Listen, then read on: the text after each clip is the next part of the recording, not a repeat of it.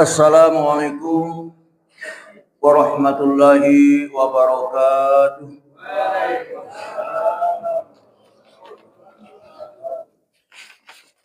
Alhamdulillahi rabbil alamin wa aqibatul lil muttaqin. Asyhadu an la ilaha illallah wa asyhadu anna Muhammadan abduhu wa rasuluhu la nabiyya ba'dah. Allahumma shalli wa sallim wa barik ala sayyidina wa nabiyyina wa maulana Muhammad wa ala alihi wa sahbihi ajmain.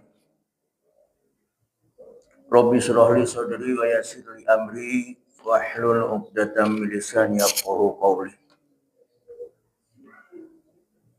Wa qala Allah ta'ala fil Qur'anil Karim, a'udzu billahi minasyaitonir rajim. Bismillahirrahmanirrahim. Qul in kuntum tuhibbunallaha fattabi'uni yuhibbukumullahu wa yaghfir lakum dzunubakum wallahu ghafurur rahim. Qul atii'ullaha wa rasul fa in tawallaw fa innallaha la yuhibbul kafirin. Shadaqallahu alaihi. Ma'asyiral muslimin wal muslimat, jamaah salat Isya dan dilanjutkan dengan salat tarawih yang insyaallah malam ini malam yang ke-14. Berarti sudah 13 hari yang lalu kita telah melaksanakan rangkaian ibadah kita di bulan suci Ramadan ini. Mudah-mudahan harapan kita, amal kita, ibadah kita diterima oleh Allah Subhanahu wa taala. Dan sisa daripada Ramadan ini sampai tuntas kita diberi kemampuan dan kekuatan untuk melaksanakan sesuai dengan kehendak Allah Subhanahu wa taala. Amin. Selawat dan salam kepada junjungan kita Nabi Muhammad sallallahu alaihi wasallam beserta keluarga, sahabat dan pengikutnya sampai ke akhir zaman nanti. Mudah-mudahan kita senantiasa cinta dan senang hobi kepada risalah Rasulullah sallallahu alaihi wasallam. Insyaallah syafaatnya akan kita dapati. Jamaah yang dirahmati Allah Subhanahu wa taala, tadi surat Ali Imran yang kami bacakan dalam mukadimah tadi adalah sebagai temanya pada malam hari ini. Qul in kuntum tuhibbunallaha fattabi'uni yuhibbukumullahu wa yaghfir lakum dzunubakum wallahu ghafurur rahim. Wahai Muhammad, katakanlah, jikalau mencintai Allah, maka ikutilah aku, ikutlah Rasul. Niscaya Allah mencintai dan mengampuni dosa-dosamu. Dan di sini dijelaskan dosa-dosamu, begitu banyak dosa itu diampuni. Allah Maha Pengampun lagi Maha Penyayang. Jemaah salat tarawih yang berbahagia, mengingat mencintai Allah dan Rasulnya merupakan suatu kewajiban dan itu motivator untuk kita beribadah. Kalau tidak ada rasa cinta dan senang kepada Rasul, berat melakukan puasa itu. Nah, untuk itu saya akan membawa satu cerita di zaman Rasulullah, kisahnya Sa'ad bin Sulam, seorang perjaka tua yang umurnya sudah mencapai 70 tahun waktu itu. 70 tahun. Sudah mendapatkan pelajaran dari Rasulullah SAW bahwa iza mata ibnu Adam inqata'a amaluh. Ketika meninggalnya manusia, putuslah amalnya. Illa min salasin, kecuali 3 hal. Sedekahun jariyah, kemudian ilmu yang bermanfaat, dan anak yang soleh mendoakan. Ketika mendengar itu langsung Sa'ad bin Sulam, begitu banyak majelis sahabat-sahabat Rasulullah, tapi Sa'ad bin Sulam ini merenung, sedih, sampai nangis.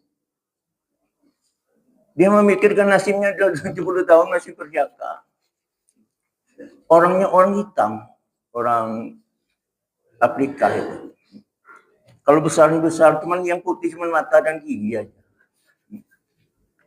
Jadi ketika itu selesailah pendek cerita pengajian. Lantas Rasulullah memanggil Sa'ad bin Sulam. Gerangan apa sahabat wahai Bani Sulam, kau menangis. Bagaimana bisa ada saya mendoakan saya anak yang soleh, ya Rasulullah. Saya belum punya anak, segala macam. Belum punya anak, kata Rasulullah. Ya jangankan anak, istri aja belum punya. Udah 70 tahun, Pak. Nah, kesimpulan cerita itu, Rasulullah memanggilnya. Engkau akan mengistrikan? Ya susah ya Rasulullah. Jangankan gadis, jangankan janda muda, yang tua lagi nggak ada yang kurang saya, nggak ada yang mau sama saya. Pertama saya miskin ya Rasulullah. Kedua jelek, ilmu nggak punya. Jadi 3 hal ini nggak ada sama sekali. Cuman saya termasuk kategori sahabatnya Rasulullah itu aja. Nah sekarang kau pergi ke rumah Amr bin As. Lamarlah anak gadisnya yang umurnya cuma 22 tahun. Pada ukuran saat itu secantiknya kota Mekah. Kata Sa'ad bin Silam, agak nolak, nggak level dia kan. Kata Rasulullah, engkau pergilah temui sahabatku Amr bin As. Dialah sahabatku. Sampaikan perintah Rasulullah untuk menghadapkan dan meminang anaknya. Dengan rasa berat, tapi bismillah tawakkaltu ala Allah. Berangkat langkah kaki menuju rumah Amr bin As. Begitu dibuka, masuk lambat ceritanya. Begitu assalamualaikum, kebenarannya buka itu cewek itu. Anak. Hampir-hampir pingsan cewek itu. Lihat Amr bin As. Orang. Nah dari situ keluarlah yang namanya Amr bin As dan bersama istrinya. Gerangan apa? Saudara Sa'ad bin Salam datang kemari. Langsung cerita, setelah duduk cerita bahwa saya diperintah Rasulullah, anaknya ngintip di belakang, anak gadis ini.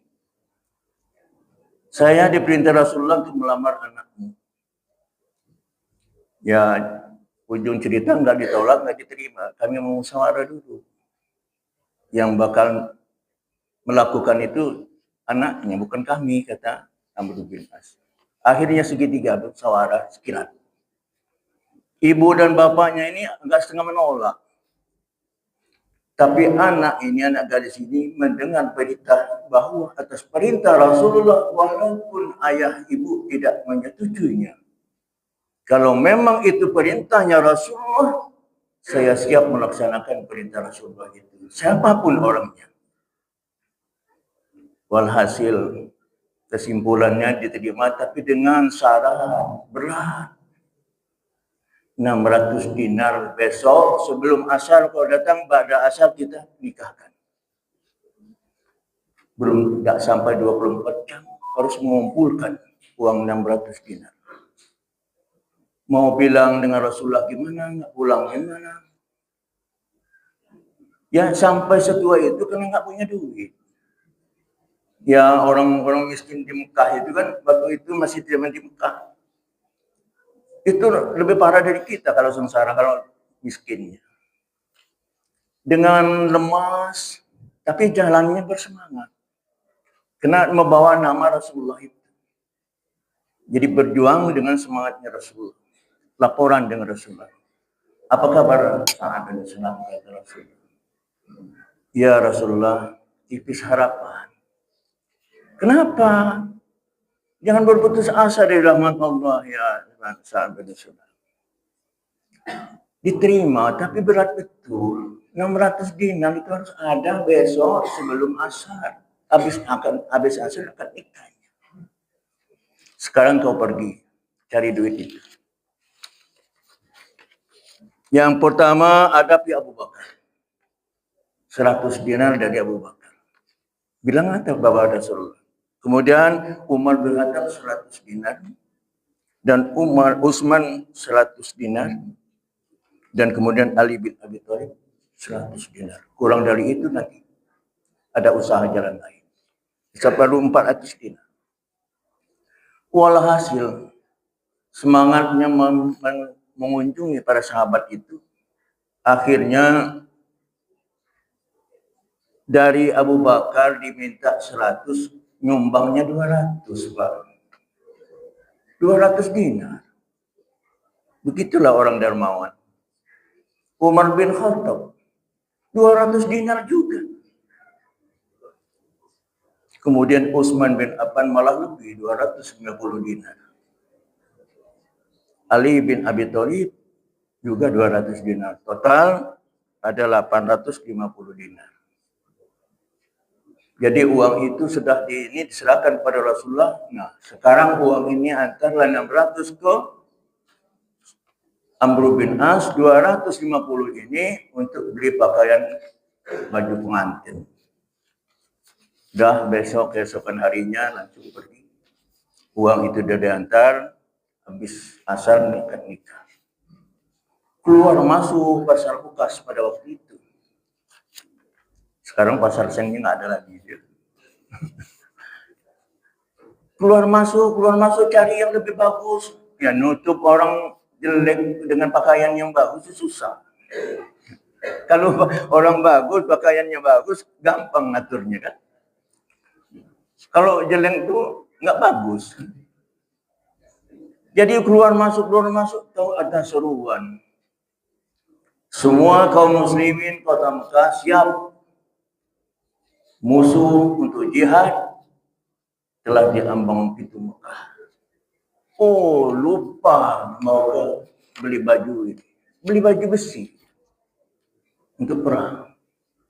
Begitulah gambaran potretnya keimanan yang kuat. Walhasil dapat cerita dia banyak memukul atau mematikan para kaum kafir, kaum Quraisy waktu itu, musuh Quraisy itu.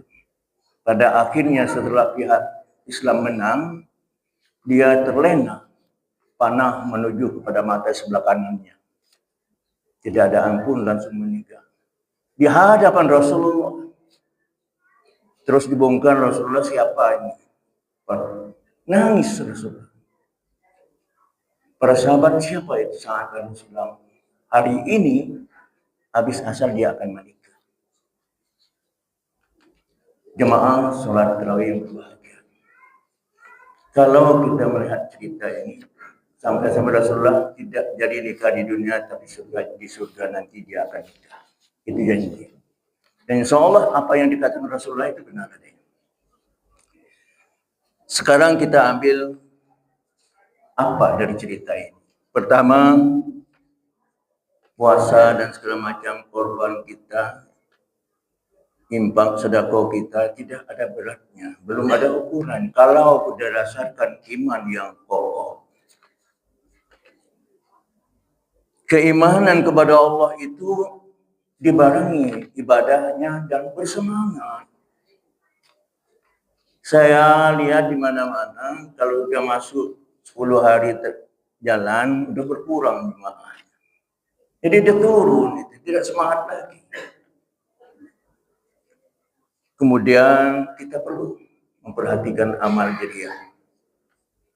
Ilmu ataupun harta kita dimanfaatkan untuk kepentingan masa depan kita, itu kampung akhirat kita. Terakhir, sangat penting mementingkan generasi muda, terutama anak pribadi kita, anak yang soleh. Sebab mereka lah, walaupun sang anak soleh tidak menyatakan bahwa dia mendoakan orang tuanya, setiap kali dia berbuat baik, amaliannya adil kepada orang tua, ibu dan bapaknya. Mudah-mudahan cerita ini dapat mengantar kita kepada yang lebih baik lagi. Wabillahi taufiq wal hidayah. Assalamualaikum warahmatullahi wabarakatuh.